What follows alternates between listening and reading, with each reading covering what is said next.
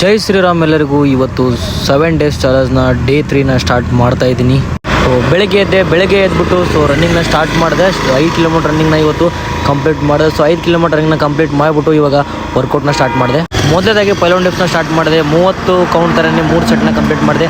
ಹಾಗೆಯೇ spider man dips ಕೂಡ ಹೊಡೆದೆ. ಇದನ್ನು ಕೂಡ 15 ರಂಗೆ 3 ಸೆಟ್ನ ಕಂಪ್ಲೀಟ್ ಮಾಡಿದೆ.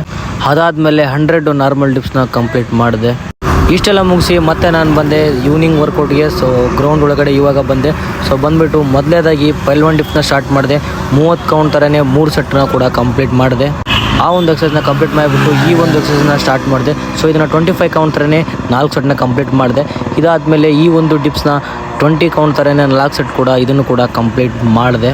ಇಷ್ಟೆಲ್ಲ ಮಾಡಿಬಿಟ್ಟು ಇವತ್ತಿನ ಒಂದು ವರ್ಕೌಟ್ನ ಕಂಪ್ಲೀಟ್ ಮಾಡ್ತಾಯಿದ್ದೀನಿ. ಈ ಎಲ್ಲ ವರ್ಕೌಟ್ನ ಮಾಡಿ ನಾನು ಹೋಗ್ತಾಯಿದ್ದೀನಿ ಇವಾಗ ಮನೆಗೆ. ಹಾಗೆಯೇ ಇಷ್ಟೆಲ್ಲ ವರ್ಕೌಟ್ ಮಾಡಿಬಿಟ್ಟು ಸ್ವಲ್ಪ ನಮ್ಮದಿನ್ನೂ ನೀರು ಕುಡಿಯೋದು ಇನ್ನೂ ಪೆಂಡಿಂಗ್ ಇತ್ತು. 4 ಲೀಟ್ರ್ ನೀರು ಕುಡಿದಿದ್ದಿಲ್ಲ. ಹಾಗಾಗಿ ಮತ್ತೆ ಈ ನೀರನ್ನ ಕುಡಿದ್ಬಿಟ್ಟು 4 ಲೀಟ್ರ್ ನೀರನ್ನ ಕಂಪ್ಲೀಟ್ ಮಾಡಿಬಿಟ್ಟು ನಾನು ಹೋದೆ ಮನೆಗೆ. ಇಷ್ಟೆಲ್ಲ ಕಂಪ್ಲೀಟ್ ಮಾಡಿಬಿಟ್ಟು ನಾನು ಬಂದೆ ಲಾಸ್ಟ್ ಟಾಸ್ಕ್ ಭಗವದ್ಗೀತೆನ ಓದೋದು.